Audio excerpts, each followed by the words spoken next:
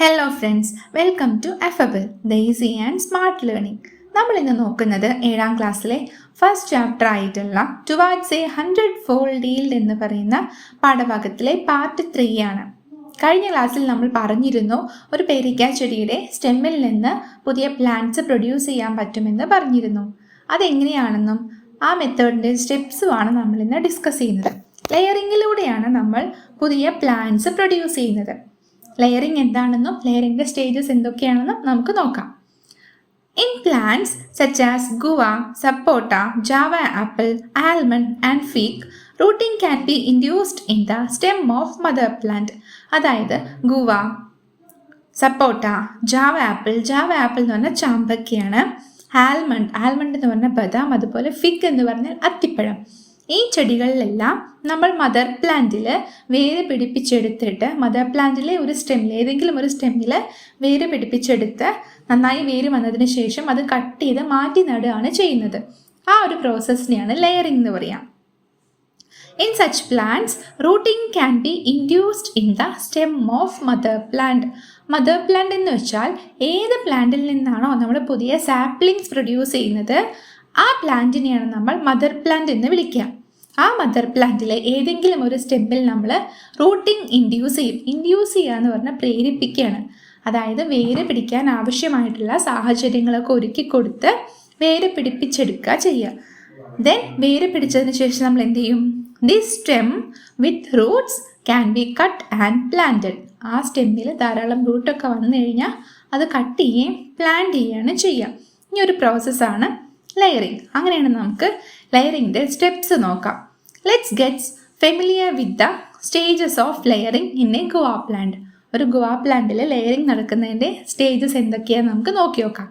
3 main stages ആണ് ലെയറിങ്ങിനുള്ളത്. First stage, select a pencil sized stem of mother plant. ആദ്യം നമ്മൾ ചെയ്യുന്നത് ഒരു പെൻസിൽ വണ്ണമുള്ള ഒരു സ്റ്റെമ്മ് മദർ പ്ലാന്റിൽ നിന്ന് സെലക്ട് ചെയ്യുന്നു. Then it is better to select it from the main stem. നമ്മൾ സെലക്ട് ചെയ്യുന്ന ഈ ഒരു സ്റ്റെമ്മ് മെയിൻ സ്റ്റെമ്മിൽ നിന്നുള്ള ഒരു ബ്രാഞ്ച് ആയിരിക്കാൻ ശ്രദ്ധിക്കണം.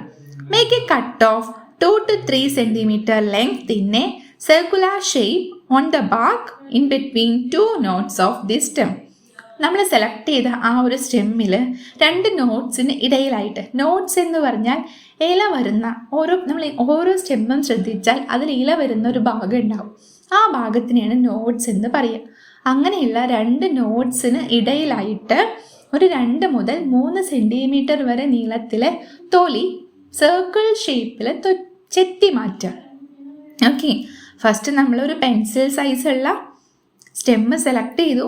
ആ സ്റ്റെമ്മിൽ 2 to 3 സെൻറ്റിമീറ്റർ നീളത്തിൽ സർക്കുലർ ഷേപ്പിൽ ബാർക്ക് നമ്മൾ കട്ട് ചെയ്ത് കളഞ്ഞു. ഇനി നമ്മൾ അടുത്തതായിട്ട് ചെയ്യുന്നത്, apply a slightly wet mixture of cocopeat, soil and cow dung powder to this area. നമ്മൾ ഈ ബാർക്ക് മാറ്റിയ ആ ഭാഗത്തേക്ക് ഒരു മിക്സ്ചർ അപ്ലൈ ചെയ്യണം. എന്ത് മിക്സ്ചറാണ് അപ്ലൈ ചെയ്യുന്നത്? കൊക്കോപീറ്റ്, നമ്മുടെ ചകിരിച്ചോറ്, സോയില്, അതുപോലെ തന്നെ കൗഡങ് പൗഡർ എന്ന് പറഞ്ഞാൽ ചാണകപ്പൊടി. ഇത് 3ഉം കൂടി ചേർന്നൊരു മിശ്രിതം ചെറിയൊരു നനവോടുകൂടി നമ്മൾ ആ ഭാഗത്ത് അപ്ലൈ ചെയ്യും. എന്നിട്ട് wrap this area with a polythene bag. എന്നിട്ട് ആ ഒരു ഭാഗം നമ്മൾ നന്നായിട്ട് ചുറ്റിക്കെട്ടും, പോളിത്തീൻ ബാഗ് കൊണ്ട് ചുറ്റിക്കെട്ടും. Water the area if required. നമ്മൾ ആ ദിവസം ചെക്ക് ചെയ്ത് നോക്കണം. ആ നനവ് കുറഞ്ഞിട്ടുണ്ടെന്ന് തോന്നുകയാണെങ്കിൽ ആവശ്യമാണെങ്കിൽ മാത്രം എന്ത് ചെയ്യുക? കുറച്ച് വെള്ളം അപ്ലൈ ചെയ്ത് കൊടുക്കുക, വാട്ടർ കൊടുക്കുക. Then third step, Roots will sprout in the area of layering within 2 months. ഒരു 2 മാസമൊക്കെ ആവുമ്പോഴേക്കും എന്ത് ചെയ്യും? നമ്മൾ ആ ലെയറിംഗ് ചെയ്ത ഭാഗത്ത് വേര് പിടിച്ചു തുടങ്ങും. അപ്പം നമ്മൾ ആ സ്റ്റെമ്മ് കട്ട് ചെയ്യാം. Cut the stem just below the area of layering and this can be planted in A flower pot or grow bag. നമ്മൾ ആ ലെയർ ചെയ്തതിൻ്റെ തൊട്ട് താഴെയായിട്ട് റൂട്ടുകൾ 2 മാസമൊക്കെ ആകുമ്പോഴേക്കും പിടിച്ചു തുടങ്ങും. അപ്പം നമ്മൾ ആ റൂട്ട് പിടിച്ചതിന് തൊട്ട് താഴെയായിട്ട് കട്ട് ചെയ്ത് മാറ്റി അതിനൊരു പോളിത്തീൻ ബാഗിലോ അല്ലെങ്കിൽ ഒരു ഫ്ലവർ പോട്ടിലോ വളർത്താം. നന്നായി വളർന്നു വന്നതിന് ശേഷം നമുക്ക് എന്ത് ചെയ്യാം? മണ്ണിലേക്ക് മാറ്റി നടാം. When it start growing it can be replanted in the soil. അപ്പം നമ്മൾ ലെയറിംഗ് ആണ് പറഞ്ഞുകൊണ്ടിരിക്കുന്നത്. ലെയറിങ്ങിന് 3 മെയിൻ സ്റ്റെപ്പാണുള്ളത്. ഫസ്റ്റ് സ്റ്റെപ്പിൽ നമ്മൾ ഒരു പെൻസിൽ സൈസ് ഉള്ള ഒരു സ്റ്റെമ്മ് മദർ പ്ലാന്റിൽ സെലക്ട് ചെയ്യുന്നു. എന്നിട്ട് ആ സ്റ്റെമ്മിൽ ഒരു 2 to 3 സെൻറ്റിമീറ്റർ ലെങ്ത്തിൽ സർക്കുലർ ഷേപ്പിൽ ബാർക്ക് ചെത്തി മാറ്റുന്നു. Then third step, apply a slightly wet mixture of cocopeat, soil and cow dung powder. കൊക്കോപീറ്റും സോയിലും കൗഡങ് പൗഡർ ഇൻക്ലൂഡ് ചെയ്തിട്ടുള്ള ഒരു മിക്സ്ചർ ആ ബാർക്ക് കളഞ്ഞ ഭാഗത്തേക്ക് നമ്മൾ അപ്ലൈ ചെയ്യുന്നു. ദെൻ നമ്മൾ പോളിത്തീൻ കവർ കൊണ്ട് ചുറ്റിക്കെട്ടുന്നു. ഇനി തേർഡ് സ്റ്റെപ്പിൽ ഒരു 2 മാസമൊക്കെ ആകുമ്പോഴേക്കും അത്യാവശ്യം നന്നായിട്ട് റൂട്ട് പിടിച്ച് തുടങ്ങിയിട്ടുണ്ടാവും. അപ്പോൾ നമ്മൾ ലെയർ ചെയ്തതിൻ്റെ തൊട്ട് താഴെയായിട്ട് കട്ട് ചെയ്തെടുക്കുക. എന്നിട്ട് ഒരു ഫ്ലവർ പോട്ടിലേക്കോ അല്ലെങ്കിൽ ഗ്രോ ബാഗിലേക്കോ മാറ്റി നടുക. നന്നായി വളർന്നതിന് ശേഷം നമുക്കത് മണ്ണിലേക്ക് മാറ്റി നടാവുന്നതാണ്. ഇത്രയുമാണ് ലെയറിങ്ങിൻ്റെ സ്റ്റേജസ്. ഓക്കെ, ഇനി നമുക്ക് എന്താണ് ലെയറിങ് എന്ന് ഒന്നും കൂടി നോക്കാം. Layering is the practice of producing plantlets by cutting and planting the stem of a mother plant after generating roots from it. Layering എന്ന് പറഞ്ഞാൽ ഒരു മദർ പ്ലാന്റിൻ്റെ സ്റ്റെമ്മിൽ വേര് പിടിപ്പിച്ച് നന്നായി വേര് വന്നതിന് ശേഷം അത് കട്ട് ചെയ്ത് മാറ്റി നടുന്ന ഒരു പ്രോസസ്സാണ്. Layering is the practice of producing plantlets. തൈച്ചെടികൾ ഉണ്ടാക്കുന്ന ഒരു പ്രോസസ്സ്. എങ്ങനെയാണ്? By cutting and planting the stem of a mother plant after generating roots from it. Mother പ്ലാന്റിലെ ഒരു സ്റ്റെമ്മിൽ വേര് പിടിപ്പിച്ചതിന് ശേഷം അത് കട്ട് ചെയ്ത് സെപ്പറേറ്റ് ആയിട്ട് പ്ലാന്റ് ചെയ്ത് പുതിയ പ്ലാന്റ്സ് ഉണ്ടാക്കിയെടുക്കുന്ന പ്രോസസ്സാണ് ലെയറിങ്. ഓക്കെ, 2 രീതിയിലുള്ള ലെയറിംഗ് ഉണ്ട്. എയർ ലെയറിംഗ് ഉണ്ട്, സെർപ്പൻറ്റൈൻ ലെയറിംഗും ഉണ്ട്. നമ്മൾ ഇത്ര നേരം പറഞ്ഞത് എയർ ലെയറിങ്ങിനെ കുറിച്ചാണ്. ഇനി നമ്മൾ നോക്കുന്നത് സെർപ്പൻറ്റൈൻ ലെയറിംഗ് എന്താണെന്നാണ്. അതായത് പെപ്പർ പോലെയുള്ള പ്ലാന്റ്സിൽ, അതായത് സ്റ്റെമ്മ് നമ്മൾ പിടിച്ച് ഒന്ന് വളച്ചാലും ബെൻഡ് ചെയ്യാൻ പറ്റുന്ന തരത്തിലുള്ള പ്ലാന്റ്സിലാണ് നമ്മൾ സെർപ്പൻറ്റൈൻ ലെയറിങ് ചെയ്യാം. എങ്ങനെയാണ് ഈ സെർപ്പൻറ്റൈൻ ലെയറിങ് ചെയ്യാമെന്നറിയോ? ഇപ്പോൾ പെപ്പറിൻ്റെ ഒക്കെ ആണെങ്കിൽ ഒരു വലിയ ബ്രാഞ്ച് സെലക്ട് ചെയ്യാം. ആ സെലക്ട് ചെയ്ത ബ്രാഞ്ചിനെ മെല്ലെ ഒന്ന് ബെൻഡ് ചെയ്ത് മണ്ണിലേക്ക് മുട്ടിക്കാം. മണ്ണിലേക്ക് മുട്ടിക്കഴിഞ്ഞാൽ മണ്ണിൽ മുട്ടുന്ന ഭാഗങ്ങളിൽ ഒരു റെഗുലർ ഇൻ്റർവെൽസിൽ, കൃത്യമായ ഇടവേളകളിൽ നമ്മൾ മണ്ണിൽ മുട്ടുന്ന ഭാഗത്ത് മണ്ണ് കൊണ്ട് കവർ ചെയ്യാം. അപ്പോൾ ആ മണ്ണ് കൊണ്ട് കവർ ചെയ്യുന്ന ഭാഗത്തുകളെല്ലാം വേര് പിടിക്കുകയും കട്ട് ചെയ്ത് മാറ്റിക്കഴിഞ്ഞാൽ നമുക്ക് ഒരു ബ്രാഞ്ചിൽ നിന്ന് തന്നെ ഒരുപാട് തൈച്ചെടികൾ ഉണ്ടാക്കിയെടുക്കാൻ പറ്റുകയും ചെയ്യും. ആ ഒരു പ്രോസസ്സിനെയാണ് സെർപ്പൻറ്റൈൻ ലെയറിംഗ് എന്ന് പറയുക. In plants like pepper, layering can be done by bending the long branches into the soil. പെപ്പറിൽ എന്താ ചെയ്യുന്നത്? വലിയൊരു ബ്രാഞ്ചിനെ ബെൻഡ് ചെയ്ത് സോയിലിലേക്ക് മുട്ടിക്കും. And covering the branches with soil at intervals.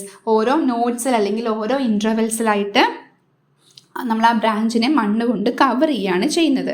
In this way multiple saplings can be produced simultaneously from A single branch. ഈ സമയത്ത് നമുക്ക് എന്ത് ചെയ്യാൻ പറ്റും? ഒരു സിംഗിൾ ബ്രാഞ്ചിൽ നിന്ന് തന്നെ ഒരുപാട് സാപ്ലിങ്സ്, ഒരുപാട് തൈച്ചെടികൾ ഉണ്ടാക്കിയെടുക്കാൻ പറ്റും. അപ്പോൾ ലെയറിങ് 2 ടൈപ്പ് ഉണ്ട്. എയർ ലെയറിങ്ങും ഉണ്ട്, സെർപ്പൻറ്റൈൻ ലെയറിങ്ങും ഉണ്ട്. സെർപ്പൻറ്റൈൻ ലെയറിങ് നമ്മൾ കൂടുതലും ചെയ്യുന്നത് ബെൻഡ് ചെയ്താലും പൊട്ടാത്ത കുറച്ച് ഫ്ലെക്സിബിൾ ആയിട്ടുള്ള സ്റ്റെമ്മുള്ള പ്ലാന്റ്സിലാണ്.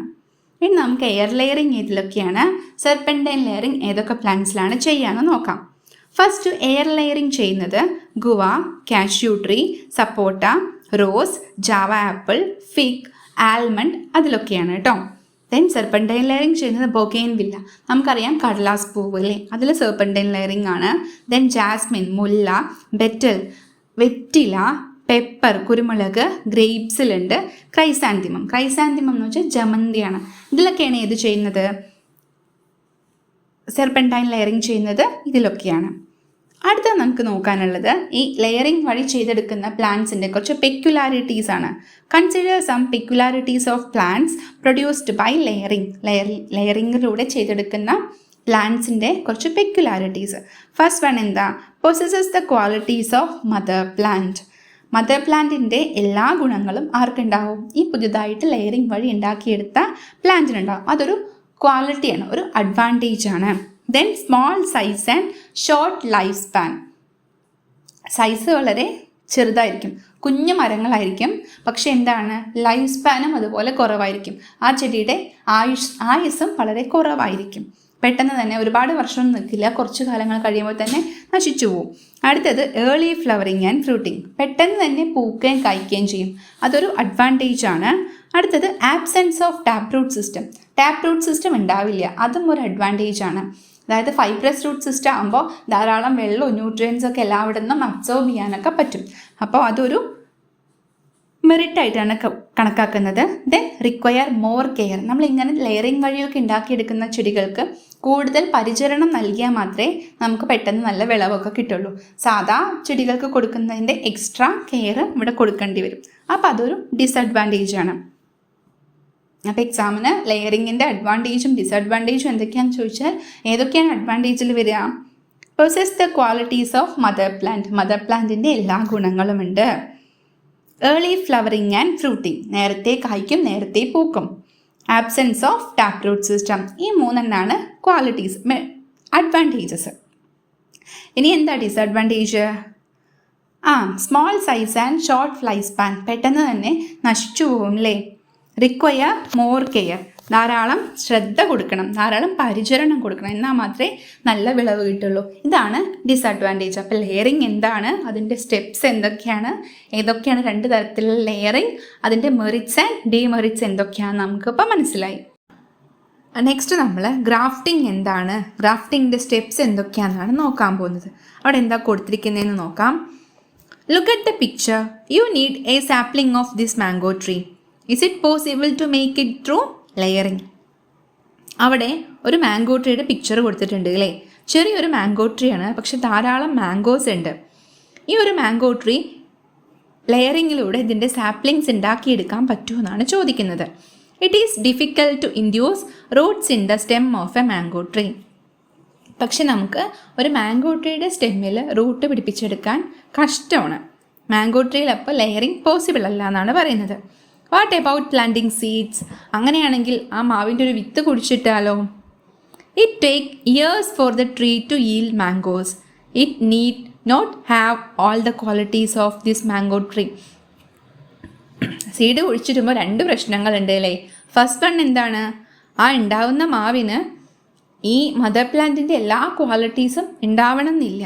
പിന്നൊന്നെന്താ, ഈ വിത്ത് മുളച്ച് മാംഗോ ട്രീ ആയി നമുക്ക് ഈൽഡ് കിട്ടണമെങ്കിൽ ഒരുപാട് വർഷം എടുക്കുകയും ചെയ്യും. Then how is it possible to produce a sapling with all the qualities of this mango tree? അങ്ങനെയാണെങ്കിൽ ഈ ഒരു മാംഗോ ട്രീയുടെ എല്ലാ ക്വാളിറ്റീസുള്ള ഒരു പുതിയ ചെടി നമുക്ക് എങ്ങനെ ഉണ്ടാക്കിയെടുക്കാം എന്നാണ് ചോദിക്കുന്നത്.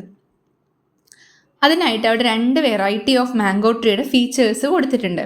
The characteristics of two varieties of mango trees are given in table. Analyze the table. First ഒരു ഇൻഡിജീനസ് വെറൈറ്റി ആയിട്ടുള്ള മാംഗോ ട്രീ ആണ് കൊടുത്തിരിക്കുന്നത്. അതിൻ്റെ ഫീച്ചേഴ്സ് എന്തൊക്കെയാണ്? റിലേറ്റീവ്ലി സ്മോൾ മാംഗോ, വളരെ ചെറിയ മാംഗോസ് ആണ്.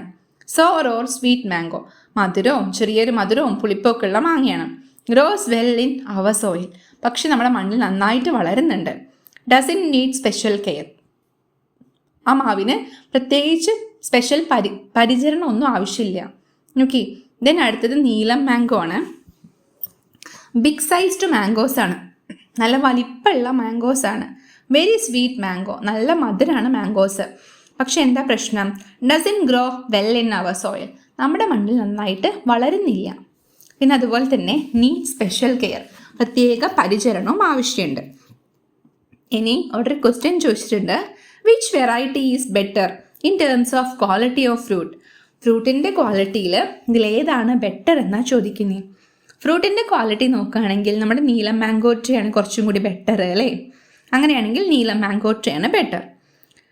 Does indigenous variety have any advantage over Neelam variety? നമ്മുടെ ഇൻഡിജീനസ് വെറൈറ്റിക്ക് നീലം വെറൈറ്റിയെ വെച്ച് നോക്കുമ്പോൾ എന്തെങ്കിലും ഗുണങ്ങളുണ്ടോ, എന്തെങ്കിലും അഡ്വാൻറ്റേജ് ഉണ്ടോ എന്നാണ് ചോദിക്കുന്നത്. ഉണ്ട് അല്ലേ. എന്തായിരുന്നു advantage?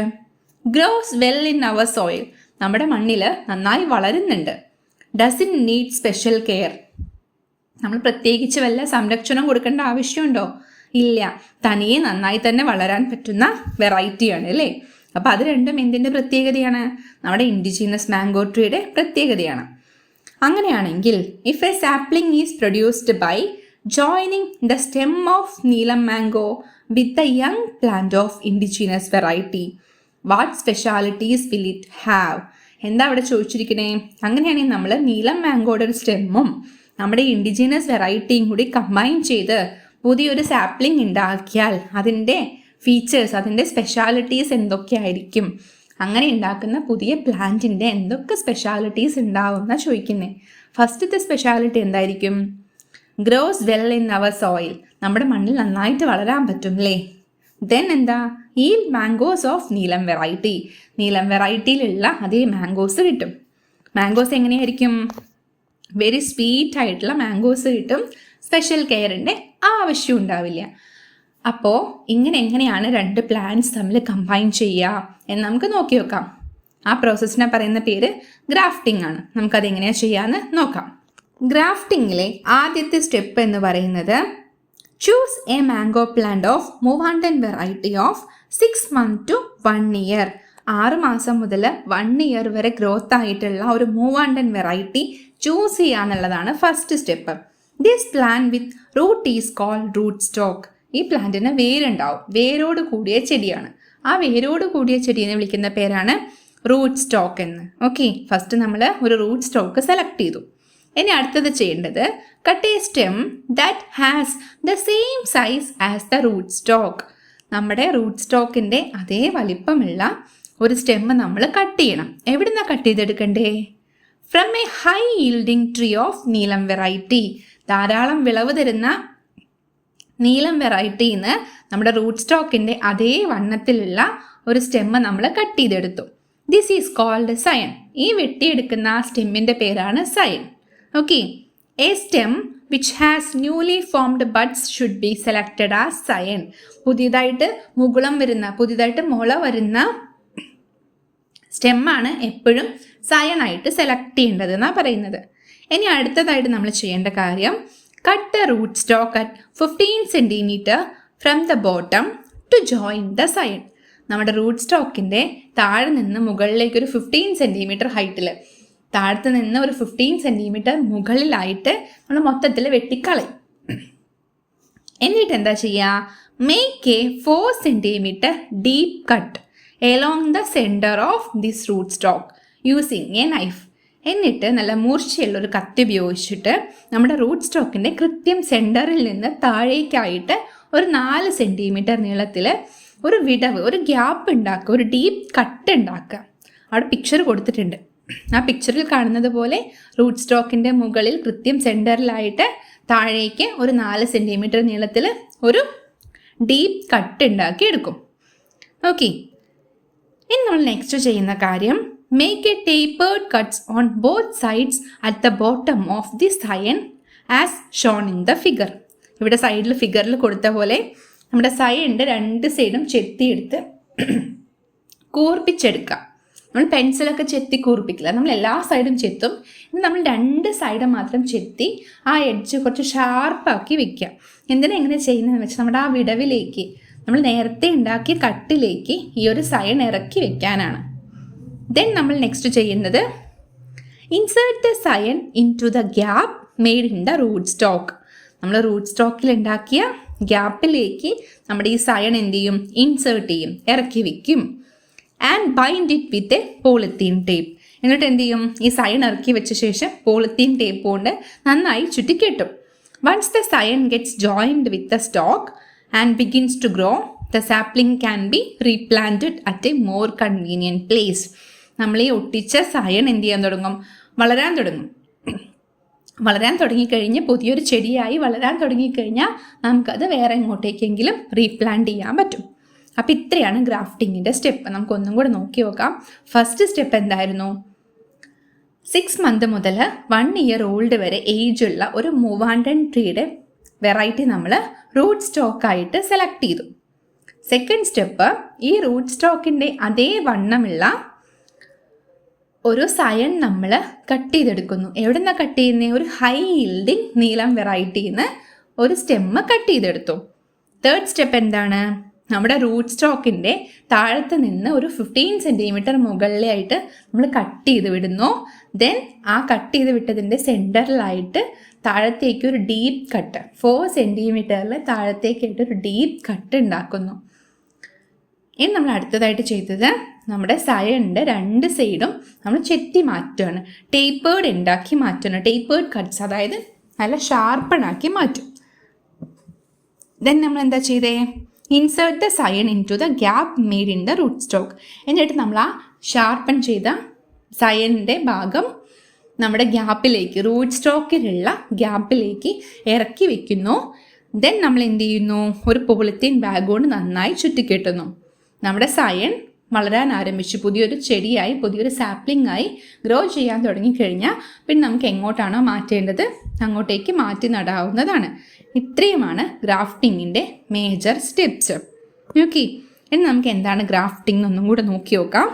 Grafting is a method of production of saplings by joining the stem of a superior quality plant with another plant that has roots and belongs to the same species. എന്താ പറഞ്ഞിരിക്കുന്നേ? ഒരേ ഇനത്തിൽപ്പെട്ട 2 ചെടികൾ തമ്മിൽ കമ്പൈൻ ചെയ്തെടുക്കുന്ന ഒരു പ്രോസസ്സാണ് grafting. Okay, grafting is a method of production of saplings by joining the stem. സ്റ്റെമ്മുകൾ തമ്മിൽ ജോയിൻ ചെയ്ത് പുതിയൊരു ചെടി ഉണ്ടാക്കുന്ന പ്രോസസ്സാണ് ഗ്രാഫ്റ്റിംഗ്. അവിടെ സെലക്ട് ചെയ്യുന്ന സ്റ്റെം എങ്ങനത്തെയാ? Superior quality plant with another plant. ഒരു സുപ്പീരിയർ ക്വാളിറ്റിയുള്ള ഒരു പ്ലാന്റ് ഒരു റൂട്ടോട് കൂടിയ മറ്റൊരു പ്ലാന്റിൽ കൂട്ടിച്ചേർത്ത് പുതിയൊരു പ്ലാന്റ് ആക്കി മാറ്റുന്ന പ്രോസസ്സാണ് grafting. Grafting is a method of production of saplings by joining the stem of a superior quality plant. Superior quality ഉള്ള ഒരു plant with another plant that has roots and belongs to the same species. Same ഇനത്തിൽപ്പെട്ട റൂട്ടോട് കൂടിയ ഒരു ചെടിയിൽ ഒരു high quality ഉള്ള മറ്റൊരു പ്ലാന്റിനെ join ചെയ്ത് പുതിയൊരു സാപ്ലിംഗ് ആയി, പുതിയൊരു തൈച്ചെടിയായി വളർത്തുന്ന പ്രോസസ്സാണ് grafting.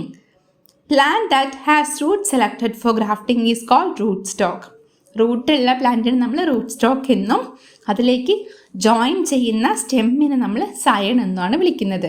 The stem which is join to it is called scion. അപ്പം നമുക്ക് റൂട്ട് സ്റ്റോക്ക് എന്താണെന്ന് മനസ്സിലായി, സയൺ എന്താണെന്ന് മനസ്സിലായി, ഗ്രാഫ്റ്റിങ്ങിൻ്റെ ഡിഫറെൻറ്റ് സ്റ്റേജസ് എന്തൊക്കെയാണെന്ന് മനസ്സിലായി. ഇനി നമ്മൾ നോക്കുന്നത് ഗ്രാഫ്റ്റിങ്ങിലൂടെ പുതിയ സാപ്ലിങ്സ് ഉണ്ടാക്കിയെടുക്കുമ്പോൾ നമുക്ക് എന്തൊക്കെ ഗുണങ്ങളാണ് ഉണ്ടാവുന്നത് എന്നാണ്.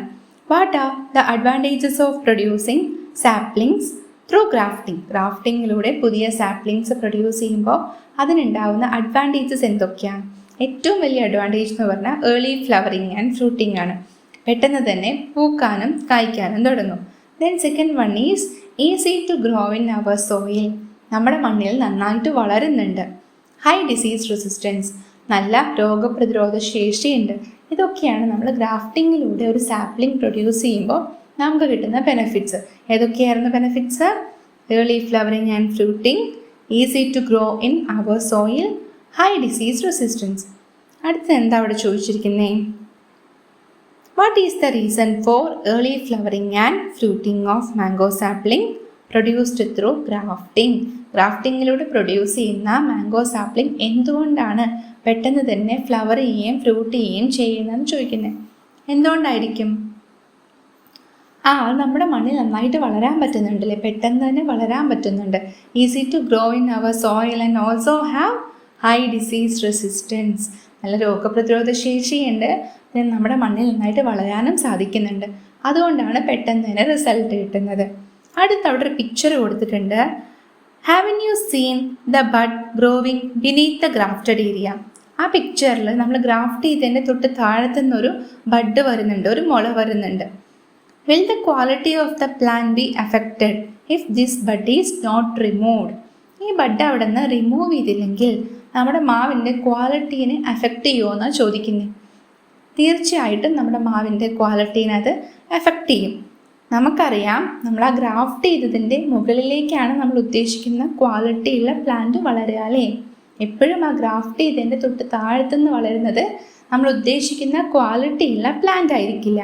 അതുകൊണ്ട് തന്നെ എപ്പോഴും ഗ്രാഫ്റ്റ് ചെയ്തതിൻ്റെ തൊട്ട് താഴത്ത് കാണുന്ന ബഡ്സൊക്കെ കട്ട് ചെയ്ത് കളഞ്ഞ് ഗ്രാഫ്റ്റിങ്ങിൻ്റെ മുകളിലുള്ള ഭാഗം വളരാൻ അനുവദിച്ചാൽ മാത്രമേ നമ്മൾ ഉദ്ദേശിക്കുന്ന റിസൾട്ട് കിട്ടുള്ളൂ. ഇനി അവിടെ വേറൊരു കാര്യം ചോദിച്ചിട്ടുണ്ട്. Is there any advantage in making a new mango variety by grafting the scion of a mature Mowandan mango tree with the rootstock of another Mowandan mango tree? രണ്ട് മൂവാണ്ടൻ മാംഗോ ട്രീ തമ്മിൽ graft ചെയ്യുന്നതുകൊണ്ട് എന്തെങ്കിലും ഗുണമുണ്ടോ എന്നാണ് ചോദിക്കുന്നത്. നമുക്കറിയാം, രണ്ട് different varieties തമ്മിൽ graft ചെയ്തിട്ട് നമുക്ക് ഏത് വെറൈറ്റിയാണോ വേണ്ടത് അത് വളർത്തിയെടുക്കാനാണ് കുറച്ചും കൂടി ഗ്രാഫ്റ്റിംഗ് നമ്മൾ യൂസ് ചെയ്യുന്നത്. ഒരേപോലെയുള്ള രണ്ട് ചെടികൾ ഗ്രാഫ്റ്റ് ചെയ്തതുകൊണ്ട് നമുക്ക് എന്തെങ്കിലും ഗുണമുണ്ടോ? ഇല്ല, പ്രത്യേകിച്ച് പുതിയ ബെനിഫിറ്റ്സ് ഒന്നും കിട്ടുന്നില്ല. അപ്പോൾ ഇത്രയൊക്കെയാണ് നമ്മൾ ഈ ഒരു കാര്യത്തിൽ പഠിക്കാനുള്ളത്. നമ്മളപ്പോൾ ഗ്രാഫ്റ്റിംഗ് എന്താണെന്ന് പഠിച്ചു, ഗ്രാഫ്റ്റിങ്ങിൻ്റെ സ്റ്റെപ്സ് പഠിച്ചു, ലെയറിങ് നോക്കി, ലെയറിങ്ങിൻ്റെ സ്റ്റെപ്സ് പഠിച്ചു. ഇനി നമുക്ക് അടുത്തത് നോക്കാനുള്ള ബഡ്ഡിംഗ് ആണ്. അത് നമുക്ക് അടുത്ത ക്ലാസ്സിൽ നോക്കാം. അപ്പോൾ ഇന്നത്തെ ഒരു ക്ലാസ്സിൽ ഇത്രയേ ഉള്ളൂ. വീഡിയോ ഇഷ്ടമായെങ്കിൽ ലൈക്ക് ചെയ്യുക, ഷെയർ ചെയ്യുക, സബ്സ്ക്രൈബ് ചെയ്യുക. Thank you for watching.